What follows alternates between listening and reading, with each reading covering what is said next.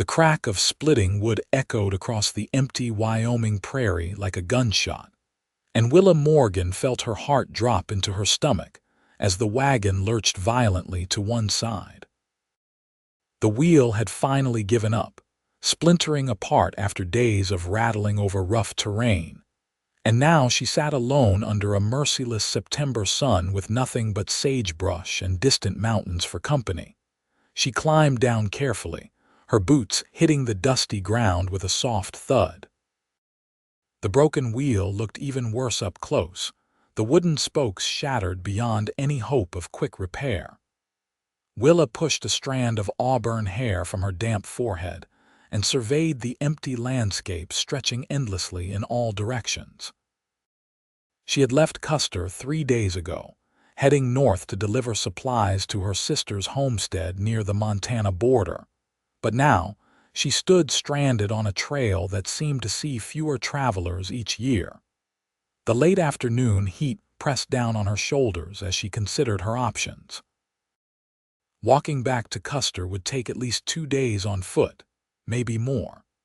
Continuing north without the wagon was impossible with all the supplies she carried. Her water barrel still held enough for a few days, and she had jerky and hardtack, but the nights were getting colder as autumn crept closer. Willa was 23 years old enough to know that panic would not help her situation. She had survived worse. She had buried her parents during the cholera outbreak of 1872, had kept their dry goods store running for 2 years before selling it, had learned to shoot straight and think clearly when trouble came. But standing alone in the vastness of Wyoming territory in September of 1878, she felt small and uncertain. She unhitched her 2 horses, leading them to the sparse grass growing near a cluster of rocks. At least they could graze while she figured out what to do. The sun was beginning its descent toward the western horizon, painting the sky in shades of orange and pink that would have been beautiful under different circumstances. That was when she heard the sound of hoofbeats. Willa's hand moved instinctively to the rifle propped against the wagon. A lone rider approaching could mean help or danger, and she had learned long ago to prepare for both. She watched as the figure grew larger, materializing out of the shimmering heat waves like something conjured from her desperation. The rider sat tall in his saddle, his broad-brimmed hat pulled low against the sun. As he drew closer, Willa could make out more details. He rode a strong-looking bay horse, and he moved with the easy confidence of someone who spent more time in the saddle than on the ground. He wore dusty trail clothes and had a rifle in his saddle scabbard, but his hand stayed visible on the reins as he approached, a gesture she recognized as peaceful intent. He reined in about 20 feet away, close enough to talk but far enough to be respectful. When he pushed his hat back, Willa saw a weathered face with clear blue eyes and sun lines at the corners that came from squinting across long distances. He looked to be in his mid-20s, with dark hair and a strong jaw shadowed with several days of stubble. "Afternoon, miss," he called out, his voice deep and steady. "Looks like you have run into some trouble." Willa kept her hand near the rifle but nodded. "Wheel gave out about an hour ago." He dismounted slowly, keeping his movements easy to read. "Name's Samuel Owens. I work on the Double R Ranch about 10 miles east of here. Mind if I take a look, Willa Morgan, and I would appreciate that." Samuel walked to the broken wheel, crouching down to examine the damage. He ran his fingers over the splintered spokes and let out a low whistle. "This wheel has been wanting to break for a while, I would guess." "I knew it was getting bad," Willa admitted. "I hoped it would last until I reached my sister's place." "How far north were you heading?" "Another 40 miles or so. She has a homestead near the Montana line." Samuel stood, brushing dust from his hands. "Well, this wheel is not going to make it another 40 feet, let alone 40 miles, but I think I can fix it well enough to get you somewhere safer than the middle of nowhere. You carry spare wagon parts?" Willa asked, unable to keep the skepticism from her voice. A slight smile crossed his face, the first expression beyond serious assessment. "No, but I have rope, some tools, and I have fixed enough broken things in my time to get creative. It will not be pretty, but it might hold." He returned to his horse and began pulling items from his saddlebags. Willa watched as he laid out rope, a small hatchet, some rawhide strips, and a few other tools. The sun continued its descent, and she realized that even if he could fix the wheel, they would likely be spending the night out here. "I have coffee and some supplies," she offered. "Least I can do is offer you supper while you work." "That would be welcome," Samuel said, already examining a nearby stand of scrub oak. "Going to need some wood to reinforce what is left of these spokes." As Samuel set to work, Willa built a small fire and put coffee on to boil. She watched him work as she moved around the camp, noting the efficient way he cut and shaped wood, the careful attention he paid to making each piece fit properly. He did not waste movement or material, and he did not complain about the difficulty of the task. "You travel this trail often?" Willa asked as she handed him a cup of coffee. "Often enough. I was coming back from Custer, actually. Picked up supplies for the ranch." He paused to take a sip, closing his eyes briefly in appreciation. "Good coffee. My mother's recipe. She always said bad coffee was an insult to everyone who had to drink it. Your mother was a wise woman." "She was." Willa settled on a rock near the fire. "She and my father ran a store in Custer before the cholera took them." "I am sorry." The sympathy in his voice sounded genuine. "That was a hard year for a lot of folks." "It was. You lose anyone, my father." He was a ranch hand, worked himself to death trying to make enough to buy his own place. Never quite made it. They fell into companionable silence, the kind that only exists between people who understand loss without needing to dissect it. The sun dipped below the horizon, and the sky blazed with color before fading to purple and then deep blue. Stars began to appear, first a few, then thousands, spreading across the heavens in a glittering blanket that seemed to press down close enough to touch. Samuel worked by firelight, his hands moving surely despite the shadows.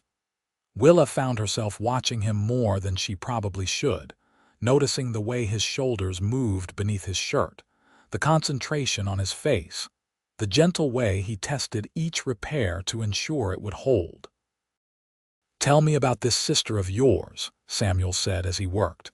"She homesteading alone?" "No, she married a man named Peter Reed 2 years ago.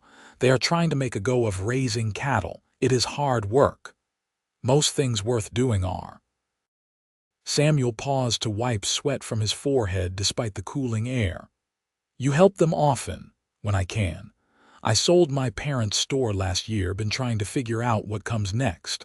Thought I might stay with Margaret for a while, help out, think about things." "What kind of things?" Willa smiled at his directness. "The kind of things a woman my age thinks about. Whether to stay in Wyoming or try somewhere else. Whether to find work or find a husband or find something else entirely. Those are big questions. They are. You got answers to any of them." Now it was Samuel's turn to smile. "If I did, I would probably be doing something other than fixing wheels in the dark." They talked through the evening, conversations ranging from practical matters to deeper questions about life and purpose, and what it meant to build something lasting in a place as wild and unforgiving as Wyoming territory. Willa found herself relaxing in ways she had not expected, drawn to Samuel's quiet competence and his willingness to listen as much as he spoke. By the time full darkness settled over the prairie, Samuel had fashioned a reinforced wheel that looked rough but sturdy. He stood back, examining his work critically. It is not going to win any prizes for craftsmanship, but it should hold. We will need to take it slow, though, and check it regular." "We?" Willa asked. Samuel met her eyes across the firelight. "I am not letting you head off alone with a patched wheel. I will ride alongside until we get you somewhere safe. The double R can spare me for a few days." "That is a lot to ask of a stranger." "You are not asking. I am offering." His tone left no room for argument. "Besides, what kind of man would I be if I left a lady stranded in the middle of nowhere?" Willa wanted to argue, to insist she could manage on her own, but the truth was she felt relieved. The prospect of traveling alone with a repaired wheel that might give out at any moment had been weighing on her more than she wanted to admit. "Thank you," she said simply. They made camp for the night, observing proper distance. Samuel slept on one side of the fire, Willa on the other, with the horses hobbled nearby. But before they settled in, they sat together under the stars, talking quietly about everything and nothing. "You ever think about leaving Wyoming?" Willa asked, watching the Milky Way spread across the sky like spilled milk.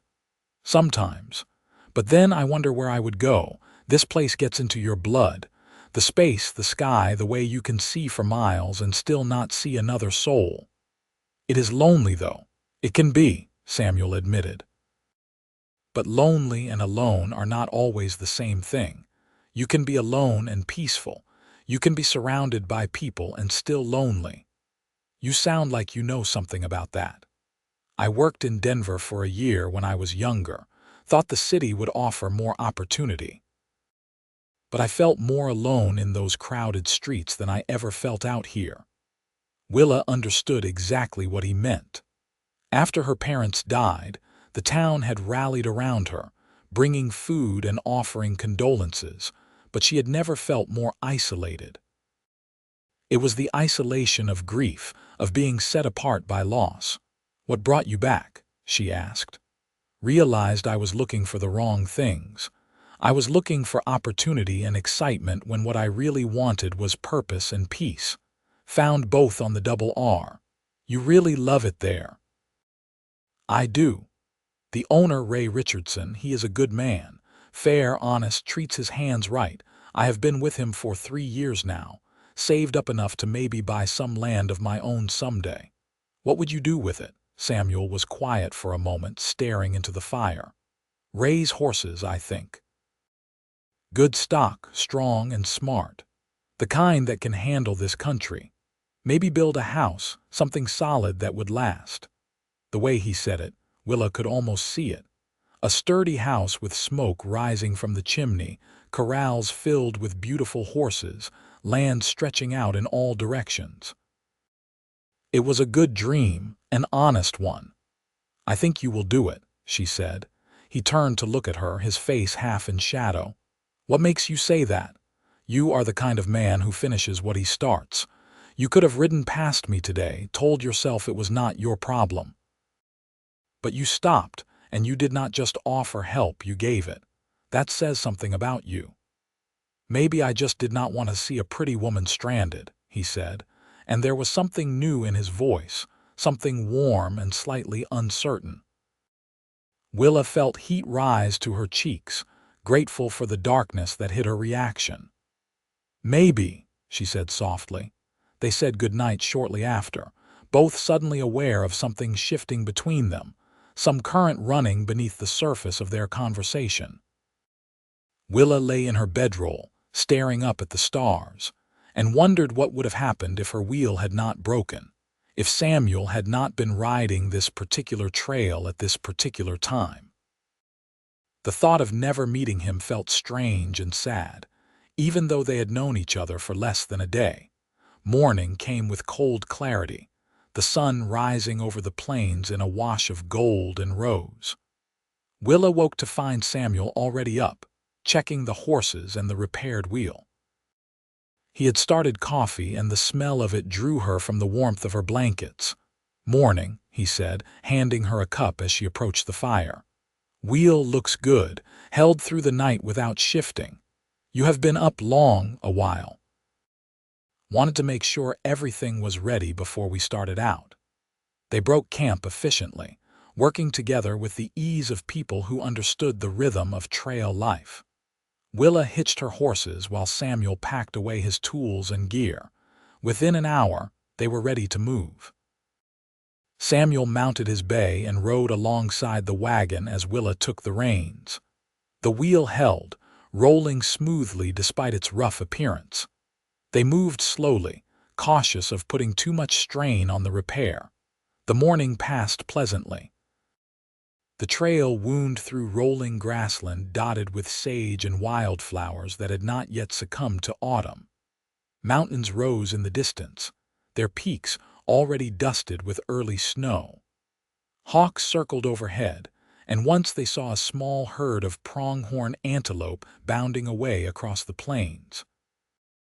They talked as they traveled, the conversation flowing as easily as it had the night before. Samuel told her about life on the Double R, about the other hands and the work of running cattle in country that could be harsh and unforgiving. Willa spoke about her time running the store, about the customers who had become friends, about the decision to sell and the strange freedom that came with having no clear path forward. "You ever scared about that?" Samuel asked. "Not knowing what comes next, sometimes, but I am also excited. For the first time in my life, I get to choose what I do where I go. That is terrifying and wonderful all at once." Sounds about right. Freedom usually is. Around midday, they stopped to rest the horses and check the wheel. Samuel examined every inch of his repair, adjusting rope and rawhide where needed. Satisfied, he nodded approval. "Holding better than I hoped. We can keep this pace, should make it to a way station I know by evening. You can spend the night there, somewhere safer and more comfortable than camping rough. What about you?" "I will be fine wherever we stop." But Willa noticed he seemed pleased at the prospect of continuing together. She was pleased, too, more than she wanted to examine too closely. The afternoon brought clouds rolling in from the west, great towering formations that promised rain. The temperature dropped, and the wind picked up, carrying the scent of moisture and distant thunder. "Storm coming," Samuel observed, scanning the sky with practiced eyes. "Might hit before we reach the way station." "How far?" "Still a few hours. We could push the horses, but I do not want to risk the wheel. Then we take our chances with the weather." Samuel nodded, but Willa could see him calculating, planning. He was the kind of man who always thought 3 steps ahead, always had a backup plan. The storm caught them an hour later, rain sweeping across the plains in gray sheets. Lightning cracked the sky, and thunder rolled like cannon fire. Samuel rode close to the wagon, shouting to be heard over the downpour. "There is an overhang ahead, rocks that might give us some shelter." Willa urged the horses forward, squinting through the rain. She could barely see 20 feet in front of her, but she trusted Samuel's knowledge of the trail. Sure enough, dark shapes emerged from the rain, a tumble of large boulders that formed a natural shelter. They pulled in beneath the overhang, the space just large enough for the wagon and horses. The rain drummed on the rocks above them, but they were mostly dry, huddled together in the cramped space. Willa was soaked through despite her best efforts, her dress clinging uncomfortably. She was shivering, though she tried to hide it. Samuel noticed anyway. "Here," he said, shrugging out of his coat. It was damp but warmer than her wet dress. He draped it over her shoulders. "You will be cold," she protested. "I have been wet and cold before. I will survive." The coat smelled like leather and horses and something else, something distinctly Samuel. Willa pulled it close, grateful for the warmth and the gesture. They sat side by side on a dry patch of ground, shoulders almost touching. The storm raged outside their shelter, wind howling between the rocks. It would have been frightening if not for Samuel's calm presence beside her. "Some journey you are having," he said with a slight smile. Never a dull moment. Willa found herself smiling back. Think the wheel survived the rain. We will check when this blows over. Rain might have loosened some of the bindings, but we can tighten them. You really think you can get me to my sister's? Samuel turned to look at her, his face serious. I will get you there safe, I promise you that. The certainty in his voice made something flutter in Willa's chest. She believed him completely. Why are you doing this? She asked quietly. You could have pointed me toward help and ridden on.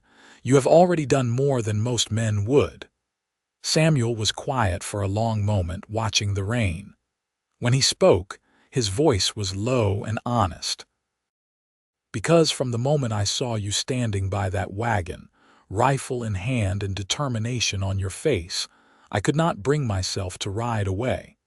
And every minute I spend with you makes me want to stay a little longer. Willa's breath caught. The air between them felt charged with more than the electricity of the storm. She was acutely aware of his nearness, of the way their shoulders brushed when either of them shifted, of the way his eyes held hers without wavering. Samuel, she started, not sure what she wanted to say. But he reached out, his hand gentle on her cheek, his thumb brushing away a drop of rain that had traced down her face. I know we just met. I know this is fast and probably crazy, but I need you to know that this is not just me being a gentleman. This is me wanting to know everything about you. This is me hoping this journey lasts as long as possible because I am not ready to say goodbye. Willa leaned into his touch, her hand coming up to cover his. I am not ready either, she whispered.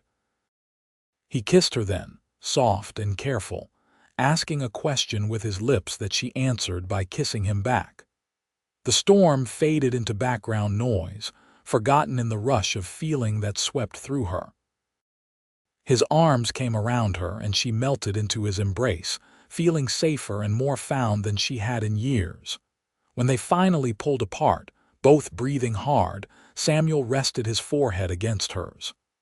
Well, he said, his voice rough with emotion, that changes things. Willa laughed, the sound slightly breathless. It does. I want to court you properly, Willa Morgan. I want to do this right. We are sitting in a cave in a thunderstorm. I think we are past proper. Then I want to do whatever comes next right. I want to meet your sister, earn her approval. I want to write you letters and visit when I can. I want to build something real with you.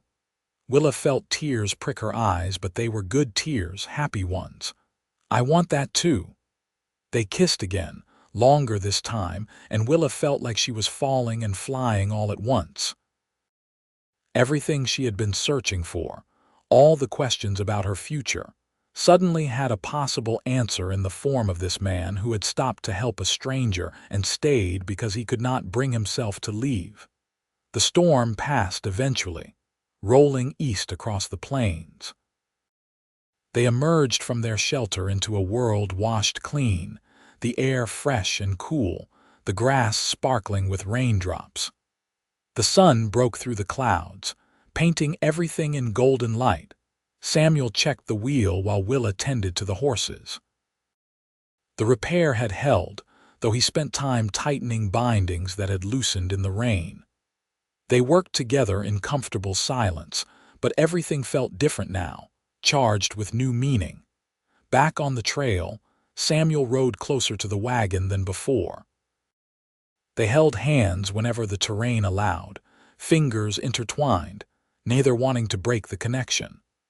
The way station appeared just before sunset, a sturdy building with a barn and corrals, smoke rising from the chimney promising warmth and food. The proprietor was a weathered woman named Grace who took one look at them and smiled knowingly. Got room for both of you, she said. Separate rooms, of course, unless you are married. Not yet, Samuel said, and the way he said it with certainty about the future made Willa's heart skip.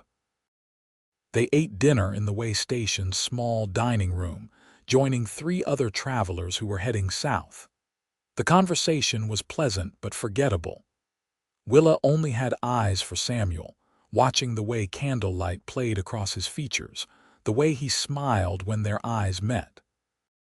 After dinner, they stood outside under the stars, not wanting to say goodnight.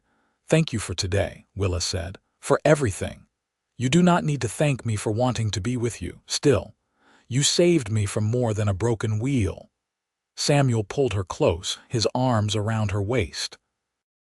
"You saved me too, you know. I did not realize how lonely I was until I met you, how much I was just going through the motions, waiting for something without knowing what. And now I know. I was waiting for you." They kissed goodnight reluctantly, parting only because propriety demanded it. Willa lay in her small room, unable to sleep, her mind replaying every moment of the day. She touched her lips, still feeling his kiss, and smiled into the darkness. Morning brought clear skies and the next leg of their journey. They set out after a hearty breakfast, the wagon wheel holding strong. The trail led through more varied country now, following a river valley with cottonwoods and willows growing along the banks. "Tell me about your dreams," Samuel said as they traveled. "What do you want out of life?" Willa considered the question carefully. "I want a home, not just a house, but a real home filled with love and laughter. I want children someday, a family. I want work that matters, whether that is raising those children or helping my husband build something or both. I want to look back when I am old and feel like my life meant something. Those are good dreams. What about you? Beyond the horses and land?" Samuel was quiet for a moment. "I want the same things, really. A home, a family, someone to build a life with, to weather the hard times and celebrate the good ones. I want kids who grow up knowing they are loved and safe. I want to be a better man than my father was, not because he was bad, but because he never let himself want more than survival." "You are already that man," Willa said softly. Their journey continued through days that blended together in the best possible way. Each morning they woke and traveled north. Each evening they made camp or found shelter. And through it all, they talked and laughed and fell deeper in love. Samuel proved himself in 100 small ways. When Willa's shoulder ached from handling the reins, he drove the wagon without being asked. When she mentioned missing fresh vegetables, he found a homestead willing to trade for tomatoes and carrots. When she struggled to start a fire with damp wood, he quietly took over, never making her feel incapable. And Willa showed Samuel parts of herself she had kept hidden. She sang while she cooked, old songs her mother had taught her. She read to him from a book of poetry she carried, her voice bringing the words to life. She challenged him to shooting contests, and usually won, her skill with a rifle impressive even to a man who had grown up with guns. "Where did you learn to shoot like that?" he asked after she hit 6 targets in a row. "My father. He said a woman alone needed to be able to protect herself. After he died, I practiced until I could hit anything I aimed at. Remind me never to make you angry." She laughed, shoving his shoulder playfully. "I think you are safe." They encountered other travelers occasionally, ranchers heading to market, freight wagons, once a cavalry patrol heading south. Everyone noticed them together, the way they looked at each other, the easy intimacy between them. More than one person wished them happiness, assuming they were married. One evening, camped by a stream with willows rustling in the breeze, Samuel took Willa's hand and led her away from the fire. "I need to tell you something," he said, his voice serious. Willa's heart jumped. "What is it?" "I love you, Willa Morgan. I know it has only been days, and people will say it is too fast, too crazy. But I have never been more certain of anything in my life. You are everything I have been looking for and things I did not even know I needed." Tears spilled down Willa's cheeks, but she was smiling.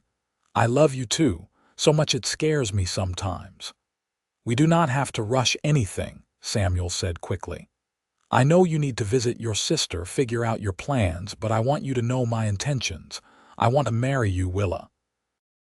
I want to build that home we talked about. I want to wake up next to you every morning for the rest of my life." "Yes," Willa said, the word bursting out of her. "Yes to all of it." Samuel pulled a ring from his pocket, simple silver that caught the fading light. "This was my mother's. It is not fancy, but it is real, and it is given with a full heart. It is perfect." Willa held out her hand, trembling slightly as he slipped the ring on her finger. It fit perfectly, as if it had been waiting for her all along. They kissed under the willow trees, sealing their promise to each other. The future stretched out before them, uncertain in details but sure in direction. They would face it together. The next day brought them to the final stretch of the journey. Willa recognized landmarks now, rock formations and particular bends in the trail. Her sister's homestead was close. "Are you nervous?" Samuel asked. "A little. I have not told Margaret about you. She is going to be very surprised. Think she will approve? I think she will love you." Willa squeezed his hand. How could she not? The homestead appeared in the late afternoon. A solid cabin with a barn and corrals, fields stretching out behind where cattle grazed. Smoke rose from the chimney, and chickens scattered as the wagon approached. The cabin door flew open, and a woman rushed out. Margaret was 2 years older than Willa, with the same auburn hair but a rounder face. She was heavily pregnant, her belly prominent beneath her apron. "Willa," she cried, rushing forward. "Thank God you are here. We were getting worried." Willa jumped down from the wagon and embraced her sister carefully. "I ran into some trouble on the trail. This is Samuel Owens. He helped me when my wheel broke." Margaret's eyes widened as she took in Samuel, then the ring on Willa's finger, then Samuel again. "Helped you, did he?" "It is a long story," Willa said, blushing. A man emerged from the barn, tall and lean with kind eyes. Peter Reed wiped his hands on his pants as he approached, assessing Samuel with the careful gaze of a protective brother-in-law. "Peter, this is Samuel Owens." "Samuel, my sister Margaret and her husband Peter." Samuel dismounted and shook Peter's hand firmly. "Pleasure to meet you, sir. I apologize for arriving unannounced." "Any man who saw my sister-in-law home safe is welcome," Peter said. "Come inside. You both must be exhausted." The cabin was warm and welcoming, filled with the smell of baking bread. They settled around the kitchen table while Margaret made tea, her eyes never leaving Willa for long. "Now," she said, setting cups in front of everyone, "tell me everything." Willa and Samuel took turns explaining the journey, how they met, how the days on the trail had turned into something more. Margaret listened with growing delight, her initial surprise melting into joy.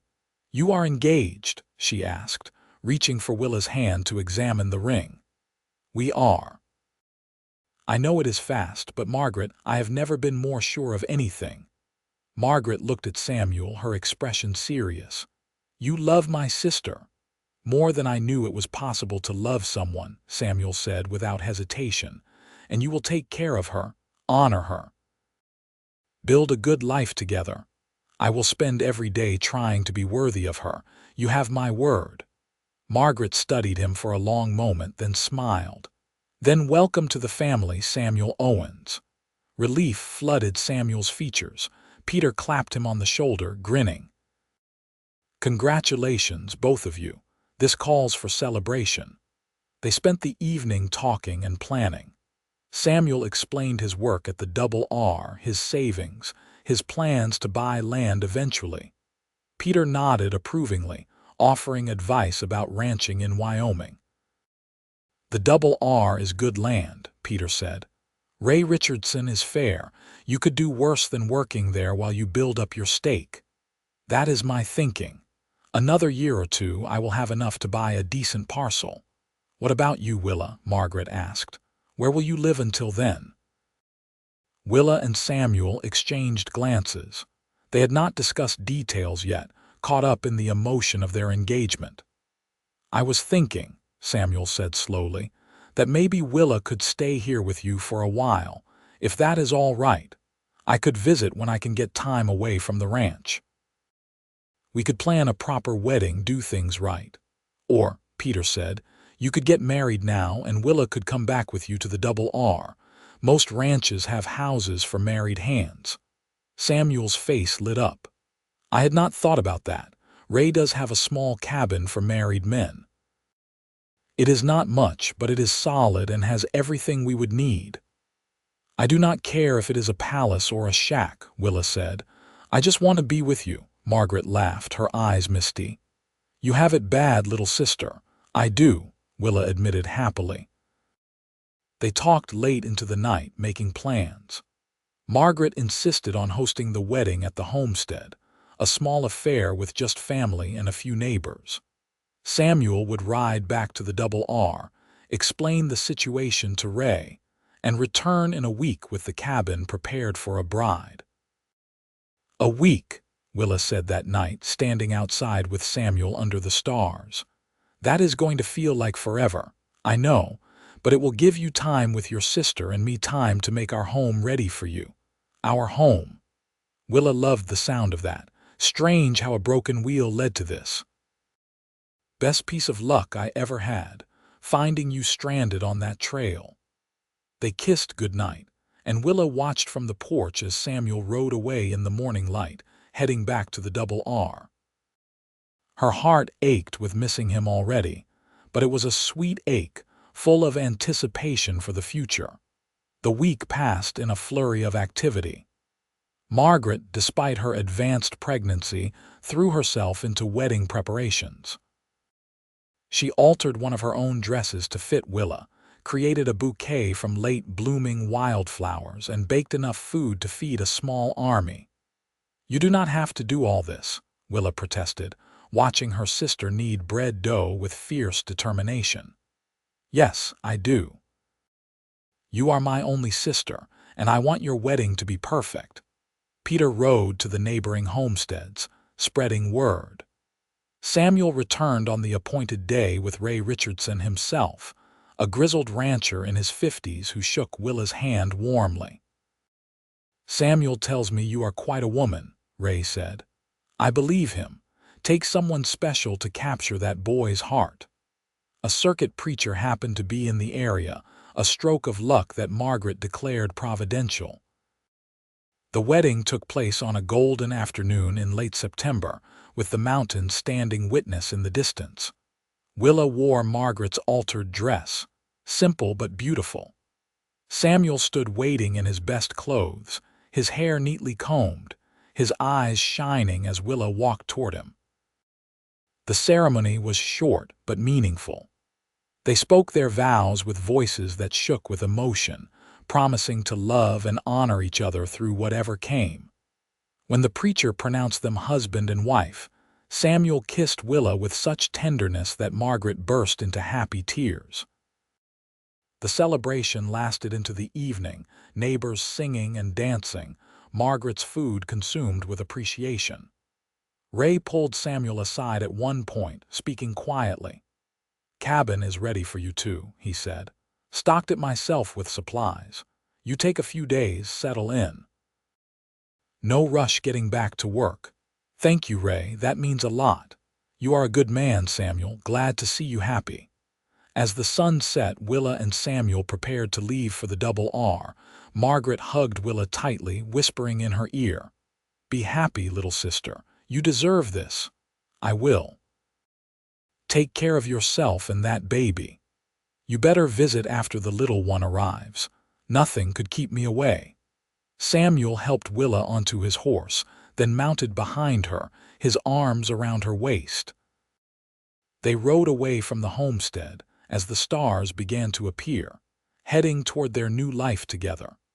The Double R spread out across a valley between two ranges of hills, grassland and scattered timber as far as the eye could see. The main ranch house stood sturdy and welcoming, with several smaller buildings scattered nearby.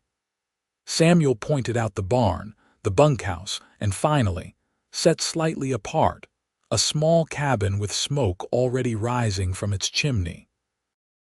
"Ray must have started the fire for us," Samuel said, dismounting and helping Willa down. He swept her into his arms, carrying her across the threshold despite her laughing protests.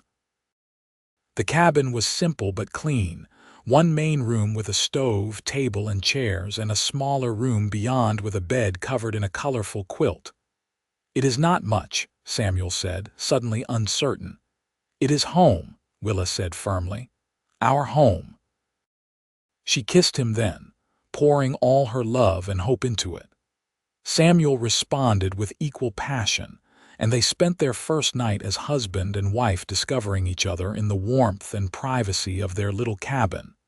The days that followed established the rhythm of their married life. Samuel worked hard on the ranch, rising early and returning at sunset, but he always came home to Willa with a smile and a kiss. She made their cabin into a home, cooking meals that filled the space with delicious smells, sewing curtains for the windows, planting a small garden even though it was late in the season. Ray and the other ranch hands welcomed Willa warmly. She became known for bringing coffee and fresh baking to the men during roundups, for doctoring injuries with capable hands, for being able to shoot better than most of them. "You got yourself quite a wife," one of the hands told Samuel. "Do not I know it," Samuel replied, grinning. Winter came early that year, blanketing the ranch in snow. Willa and Samuel spent long evenings by the fire, talking and reading and planning for the future. On particularly cold nights, they bundled under quilts and dreamed out loud about the land they would own someday, the horses they would raise, the children they would have. "How many do you want?" Samuel asked one night, his hand resting on Willa's stomach. "As many as we are blessed with." "You?" "Same. I want a houseful. Want them to grow up knowing they are loved and wanted." Spring brought news from Margaret. She had delivered a healthy baby boy named Thomas. Willa and Samuel made the journey north to meet their nephew, bringing gifts and staying for a week. "You look happy," Margaret observed, watching Willa hold Thomas. "I am. Happier than I ever imagined possible. I told you that you would find your way. You were right." That summer, Willa discovered she was pregnant. She told Samuel one evening after dinner, watching his face cycle through surprise, joy, and tender concern. "Are you sure?" he asked, taking her hands. "I am sure." Samuel pulled her close, his face buried in her hair. "We are going to have a baby. We are. I love you so much, Willa." "I love you too." Their son was born the following spring, a healthy boy with Samuel's blue eyes and Willa's auburn hair. They named him Thomas after Willa's father. Holding his son for the first time, Samuel wept openly with joy. "He is perfect," he whispered. "Just perfect." Willa, exhausted but radiant, smiled up at her husband. "We made something pretty wonderful, did we not?" "We did." "You did." Life on the Double R continued to be good. Samuel's hard work and Ray's trust led to more responsibility and better pay. Their savings grew steadily, kept in a jar hidden beneath a floorboard, coins and bills accumulating toward their dream of buying land. When Thomas was 2, Willa became pregnant again. Their daughter was born in winter, a tiny thing with fierce lungs and her mother's determination. They named her Grace, after the woman at the way station who had given them shelter on their journey. Ray Richardson, who had become like a father to Samuel, announced one evening that he planned to retire. His son would take over most of the ranch, but Ray wanted to sell a parcel of land to Samuel if he was interested. 500 acres to the east, Ray said. Good grass, water access, enough to start your horse operation. I will give you a fair price and you can pay it off over time. Samuel looked at Willa, who nodded eagerly. We would be honored, Samuel said. They moved to their own land that spring, building a small house to start, dreaming of the larger one they would construct in time. Samuel started gathering horses, building his breeding stock carefully. Willa worked beside him, managing the household and helping with the animals, their children playing in the yard. Margaret and Peter visited when they could, bringing their growing family. The cousins played together while the adults talked and planned and celebrated how far they had all come. "Remember when your wagon broke?" Margaret asked Willa one evening as they watched the children. "Every day," Willa said. "Best thing that ever happened to me. You really believe that?" "I do. If my wheel had not broken, if Samuel had not been riding that trail, I do not know where I would be right now. But I know I would not be this happy." Years passed in the way they do, marked by seasons and milestones. The horse operation grew successful, Samuel's reputation for quality stock spreading throughout Wyoming and beyond. They built a larger house, filling it with children, eventually 5 in all, 3 boys and 2 girls. Each one healthy and loved, raised on the land their parents had built through hard work and determination. Willa found fulfillment in ways she had not anticipated. She helped Samuel with the horses, discovering she had a gift for training. She became known in the territory as someone who could gentle the wildest horse, working with patience and understanding rather than force. She also wrote, keeping journals that detailed their life, the growth of the ranch, the funny things the children said, the challenges they overcame. Samuel would find her sometimes in the evening, riding by lamplight, and smile at the sight of her, still beautiful to him, still the woman he had fallen in love with on a dusty trail years ago. On their 10th wedding anniversary, Samuel took Willa back to the place where they had met. The trail looked different now, worn by more traffic, but the bones of it were the same. "Right here," Willa said, pointing. "This is where the wheel broke." Samuel dismounted and helped her down. They stood together on the spot, looking around at the empty prairie. "I was so scared," Willa admitted. "So alone. And then you came riding up and something in my heart recognized you even then. I felt it too, like I had been looking for you without knowing it, and suddenly there you were. Do you ever regret it, the life we have built?" "The hard work, the struggles." Samuel turned to face her, his hands on her shoulders. "Not for one second. You and our children, our home, our life together, that is everything I ever wanted. More than I deserved." "You deserve the world," Willa said fiercely. "I have it. Right here in front of me." They kissed on the spot where they had met, a decade of love and life flowing through that connection. Then they rode home together, to the children waiting, to the home they had built, to the future still stretching before them. More years passed. The children grew, learning to ride and rope and read. Samuel taught his sons the value of hard work and integrity. Willa taught her daughters to be strong and independent, to never let anyone tell them what they could not do. But all the children learned from both parents, grew up watching a marriage built on love and respect and partnership. Margaret and Peter's ranch prospered too, their families growing together, the cousins as close as siblings. They gathered for holidays and birthdays, the houses filling with noise and laughter, and the kind of chaos that only comes from too many children having too much fun. Ray Richardson passed away peacefully in his sleep when he was 70, leaving Samuel a letter expressing pride in the man he had become and the legacy he was building. Samuel wept at the funeral, grateful for the guidance and faith Ray had shown him. The children began to leave as they grew older. The oldest, Thomas, took over more responsibility on the ranch, showing a natural gift for the work. The second son wanted to see more of the world, heading east for education with his parents' blessing and support. The daughters, Grace and her younger sisters, proved themselves capable of anything they set their minds to. Through it all, Willa and Samuel remained the center, the foundation upon which everything else was built. They still held hands as they walked the property. They still talked for hours about everything and nothing. They still kissed goodnight every evening and woke up grateful to see each other every morning. On their 25th wedding anniversary, their children threw them a celebration.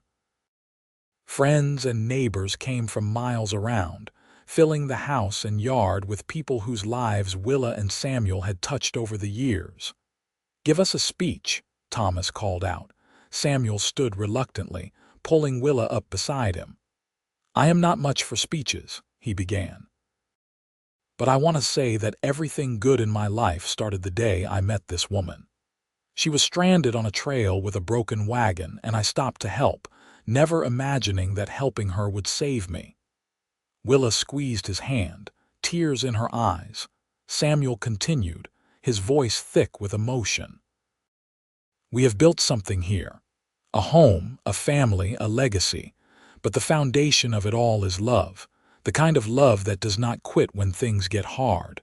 The kind that grows deeper with time. The kind that makes everything worthwhile." He turned to Willa. "Thank you for 25 years of being my partner, my love, my everything. Here is to 25 more." They kissed while everyone cheered, and Willa felt the same flutter in her heart that she had felt on that first day, proof that some things never fade. The years continued their march. Grandchildren arrived, filling the house with new life and laughter.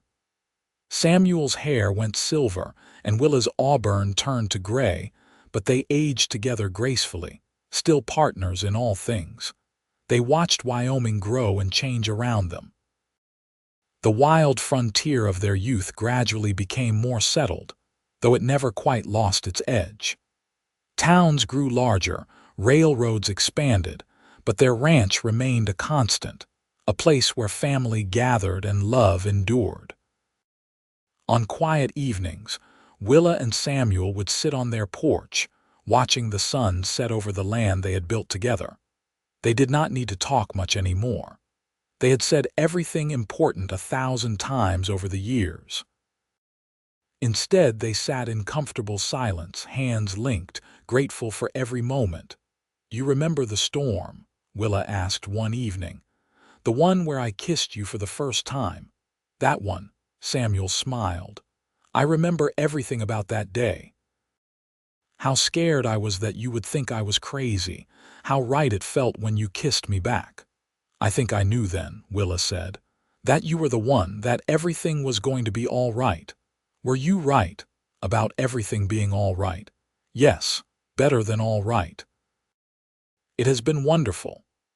More time passed, measured now in grandchildren's birthdays and holidays, in seasons that seemed to move faster with each passing year.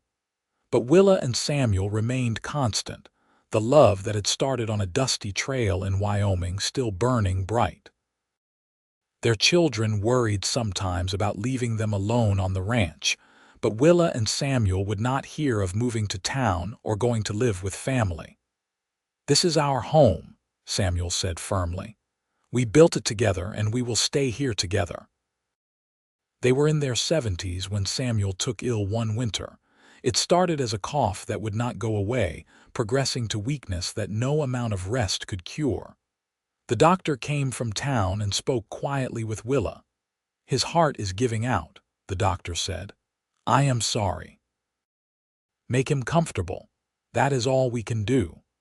Willa refused to accept it at first, tried every remedy she knew, sent for specialists who could do nothing more than confirm what the local doctor had said. Finally, she had to face the truth. Her time with Samuel was drawing to a close. She moved a chair beside their bed and sat with him, holding his hand, talking about their life together. Samuel drifted in and out, but in his clear moments he always smiled at her. "I am not ready to leave you," he said one afternoon, his voice weak. "I am not ready to let you go. But I need you to be all right. Promise me you will be all right." Willa felt tears stream down her face. "How can I be all right without you? Because you are the strongest person I have ever known. Because our children and grandchildren need you. Because I will never really leave you." He touched her heart gently. "I will always be right here. Their children gathered in those final days, filling the house with quiet presence. They took turns sitting with their father, saying goodbye, thanking him for the life he had given them. On a cold morning in late winter, with snow falling gently outside and Willa holding his hand, Samuel took his last breath. He went peacefully, a slight smile on his face, his eyes on Willa to the very end. The grief hit Willa like a physical blow. For the first time in more than 50 years, she was alone. The bed felt too big, the house too quiet, the world too empty without Samuel in it. But she had promised him she would be all right, and Willa Morgan Owens kept her promises.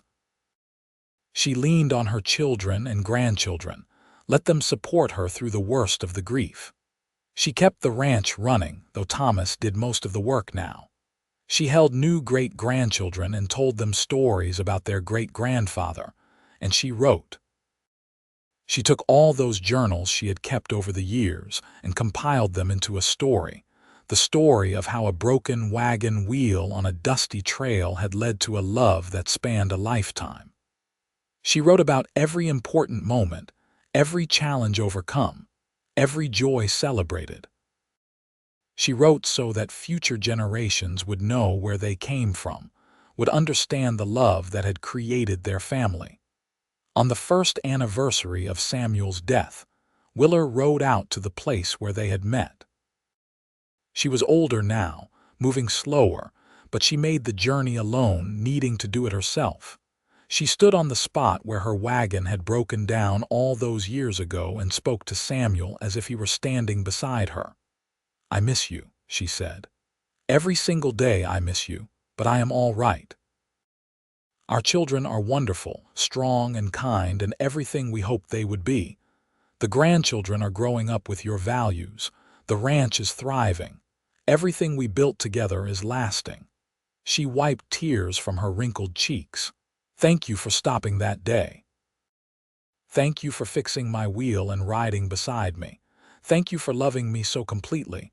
You gave me everything, Samuel, everything that matters." A breeze picked up, warm despite the season, and Willa smiled through her tears. "I know," she whispered. "I feel you too." She returned to the ranch as the sun set, to the home she and Samuel had built, to the family they had created, to the legacy of love they had left behind. Willa lived several more years, surrounded by family, active until the very end. She saw the ranch continue to prosper under Thomas's management. She held more great-grandchildren and even one great-great-grandchild. She finished her memoir and gave copies to each of her children, wanting them to have the full story.